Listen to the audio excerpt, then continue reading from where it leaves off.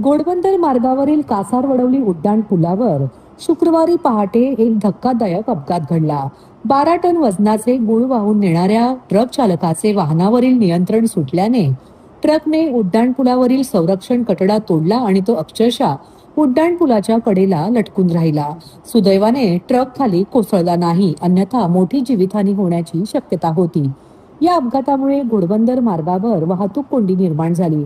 घोडबंदर मार्ग हा ठाणे आणि गुजरातला जोडणारा अत्यंत वर्दळीचा मार्ग असून या मार्गावर दररोज हजारो जड व अवजड वाहनांसह मोठ्या प्रमाणात खासगी आणि सार्वजनिक वाहतूक सुरू असते. परिसरातील वाढती लोकवस्ती आणि वाहनांची संख्या लक्षात घेता या मार्गावर नेहमीच मोठी वर्दळ असते. पुण्याहून डहाणूकडे 12 टन गुळ घेऊन जाणारा ट्रक शुक्रवारी पहाटे सुमारे 5 वाजण्याच्या सुमारास कासारवडवली उड्डाणपुलावर पोहोचला. यावेळी चालकाचे वाहनावरील नियंत्रण सुटल्याने ट्रक थेट उड्डाणपुलाच्या संरक्षण कठड्यावर आदळला.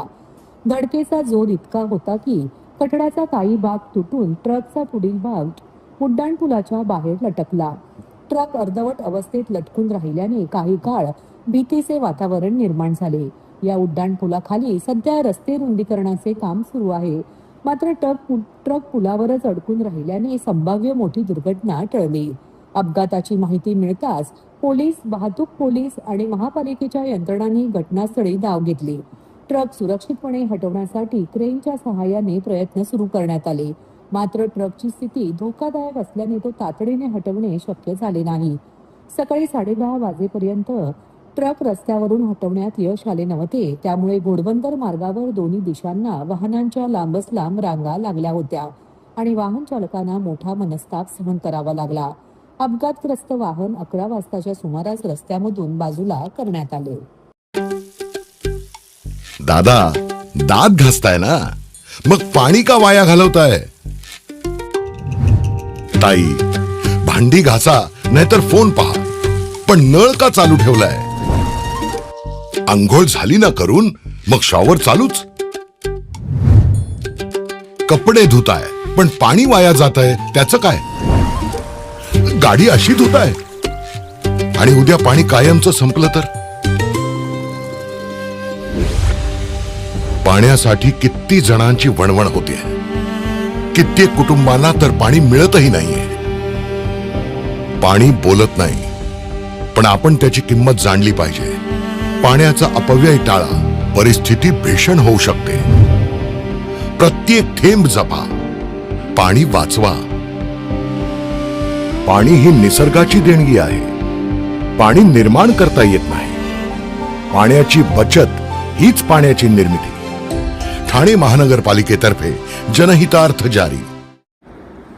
मुंबईत मंगळवारी शाळेच्या बसवर झाड कोसळून झालेल्या दुर्घटनेची मंगळवारी महापौर शर्मिला पिंपळकर यांनी महापौर दालनात वृक्ष प्राधिकरण विभागाची तातडीने बैठक घेतली. या बैठकीत शहरातील धोकादायक झाडांचे सर्वेक्षण करण्याचे आदेश दिले. या बैठकीला सभागृह नेते हनुमंत जगदाळे, ज्येष्ठ नगरसेवक राम रेपाळे, रमाकांत मडवी, उपायुक्त मधुकर बोडके, सहाय्यक आयुक्त राजेश सोनावणे, वरिष्ठ उद्यान अधीक्षक केदार पाटील उपस्थित होते. शहरातील शाळा, गृहनिर्माण संस्था, रुग्णालये, प्रमुख रहदारीचे रस्ते, सार्वजनिक ठिकाणे आणि नागरिकांची मोठ्या प्रमाणात वर्दळ असलेल्या परिसरातील झाडांची विशेष तपासणी करण्यात यावी. ज्या ठिकाणी यापूर्वी झाडांच्या फांद्यांची छाटणी करण्यात आली आहे त्या ठिकाणीही पुन्हा सर्वेक्षण करून झाडांची स्थिती सुरक्षित आहे की नाही याची खात्री करण्याचे निर्देश महापौर शर्मिला पिंपळकर यांनी दिले. धोकादायक वाळलेली कललेली झाडे तसेच मोठ्या फांद्या तातडीने ओळखून आवश्यक ती कार्यवाही करावी. संभाव्य दुर्घटना टाळण्यासाठी संबंधित विभागाने समन्वयाने कामे करून प्रतिबंधात्मक उपाययोजना त्वरित राबवाव्यात असेही त्यांनी सांगितले. यावेळी रस्त्याच्या कडेला छाटणी करून ठेवलेल्या झाडांच्या फांद्या तातडीने उचलण्याचे आदेशही महापौरांनी दिले. पावसाळ्यात अशा फांद्यांमुळे वाहतुकीला अडथळा निर्माण होण्याबरोबरच अपघाताचा धोका वाढू शकतो. त्यामुळे छाटणी झाल्यानंतर कोणत्याही ठिकाणी फांद्या पडून राहणार नाही याची दक्षता घेण्याचे निर्देश त्यांनी दिले आहेत. भारतीय जनता पक्षाचे ठाणे शहर सरचिटणीस डॉक्टर राजेश मडवी यांचे वडील तसेच क्रीडा व सामाजिक क्षेत्रातील ज्येष्ठ व्यक्तिमत्व मुरलीधर अर्जुन मडवी वय 84 यांचे गुरुवार 2 जुलै रोजी अल्पशा आजाराने दुःखद निधन झाले. त्यांच्या निधनाने क्रीडा, सामाजिक आणि राजकीय क्षेत्रात हळहळ व्यक्त होत आहे. त्यांच्या पश्चात सुपुत्र डॉक्टर राजेश मडवी, सून भाजपा नगरसेविका सौ प्रतिभा मडवी, कन्या सौ कविता अंकुश वैती, सौ पूनम विनय नाखवा तसेच नातवंडे असा मोठा परिवार आहे. दिवंगत मुरलीधर मडवी यांचा जन्म 1 जून 1942 रोजी झाला. त्यांनी आयुष्यभर सामाजिक, क्रीडा आणि संघटनात्मक कार्यात सक्रिय योगदान दिले. शुक्रवार 3 जुलै रोजी सकाळी 11 वाजता नौपाडा गोखले रोडवरील अर्जुन टॉवर येथील राहत्या घरातून त्यांची अंत्ययात्रा निघाली. त्यानंतर जवाहर बाग स्मशानभूमीत त्यांच्यावर शोकाकुल वातावरणात अंत्यसंस्कार पार पडले. मुरलीधर मडवी हे ठाणे स्पोर्टिंग क्लबचे 6वे अध्यक्ष होते. विशेष म्हणजे क्लबच्या 102 वर्षाच्या इतिहासात वडिलांनंतर त्यांच्या मुलाला अध्यक्षपद भूषवण्याचा मान मिळाला. त्यांचे सुपुत्र डॉक्टर राजेश मडवी हे क्लबचे 8वे अध्यक्ष आहेत. कैलासवासी मुरलीधर मडवी हे मोह विद्यालयाचे माजी विद्यार्थी होते. तसेच स्पोर्टिंग क्लबच्या नव्या वास्तूच्या उभारणीत त्यांचे महत्त्वपूर्ण योगदान होते. ख्यातनाम भारतीय क्रिकेटपटू दिलीप वेंगसरकर यांनीही या वास्तूचे विशेष कौतुक केले होते. याशिवाय अर्जुन बाळा मडवी जिमखान्याचे संस्थापक म्हणूनही त्यांची ओळख होती.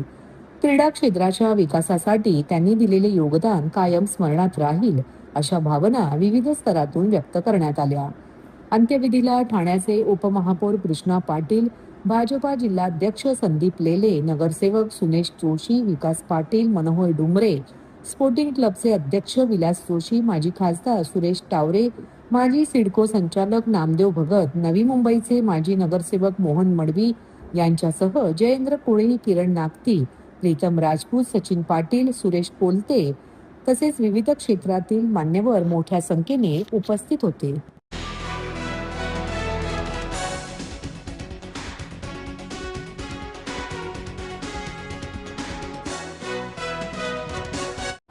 मुंबईत मॅनहोलमध्ये पडून तरुणाचा मृत्यू झाल्याची घटना ताजी असतानाच पावसाळ्यातील निष्काळजीपणाचा आणखी एक बळी ठाणे जिल्ह्यात गेला असल्याचे समोर आले आहे.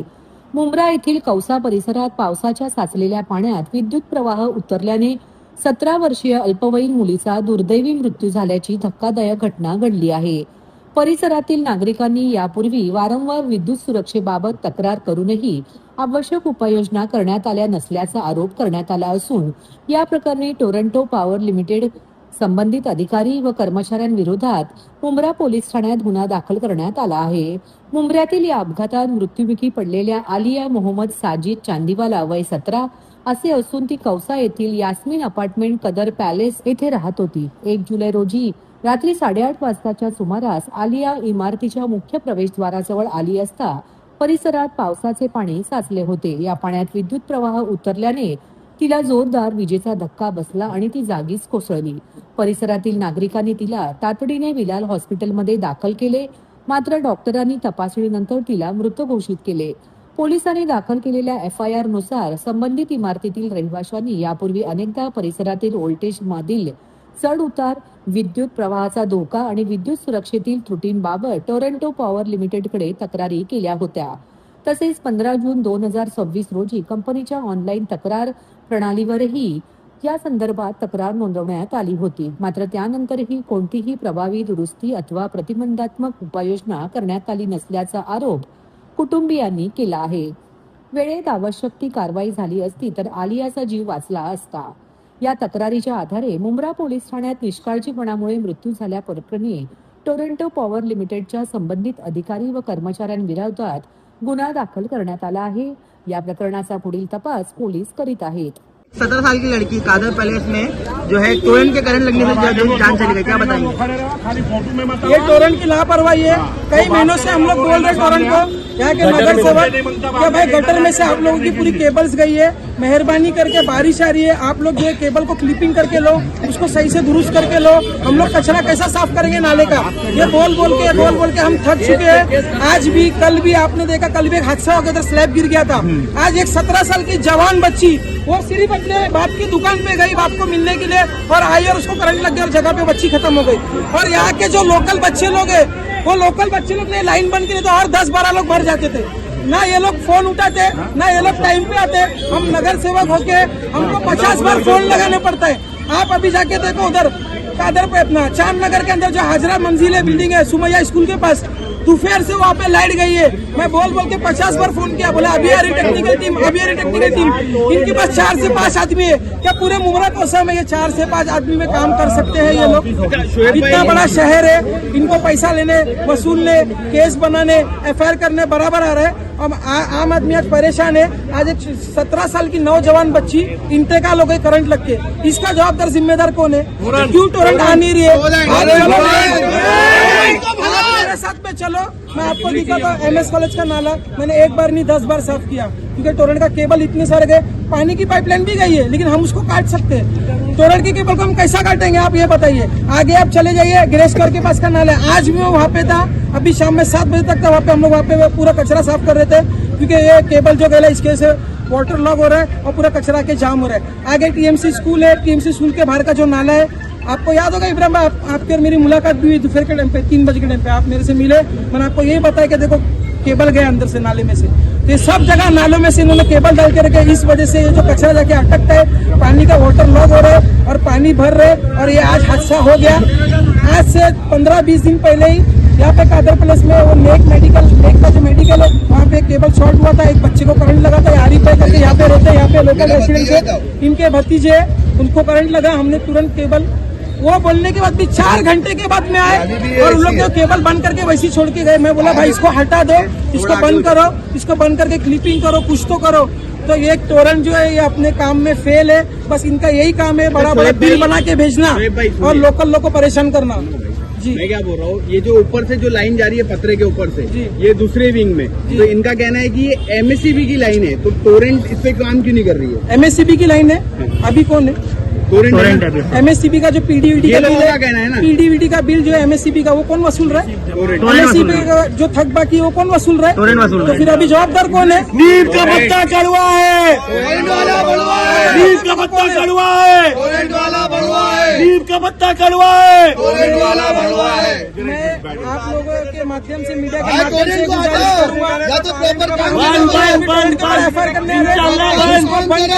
को मैं आम लोगों से, जो लोकल जनता मुमरा कोसा की जो लोकल लोग हैं, मैं इनसे गुजारिश करूंगा कि आओ हमारे साथ में, और टोरेंट के ऑफिस के ऊपर हमको ताला लगाना ही पड़ेगा। अब बहुत वक्त हो गया, बहुत एक जान चले गई, नौजवान बच्ची की जान गई है। ऐसा कब तक चलेगा? और टोरेंट अपने काम में, अपने सर्विस में लोग टोरेंट की लापरवाही की वजह से पहले भी काफी जान आप देखो ना, अभी नहीं, इससे पहले भी काफी जान गई है टोरेंट की लापरवाही। आप एक बताओ ना, टोरेंट से बिना पूछे क्या कोई एक वायर भी लगा सकता है या डाल सकता है? क्या आप लोग मीडिया वाले एक चीज जानते हैं कि नहीं, बताइए। तो केबल ऊपर से है, अंदर से है, बाहर से है, किधर से है, ये किसकी जवाबदारी है?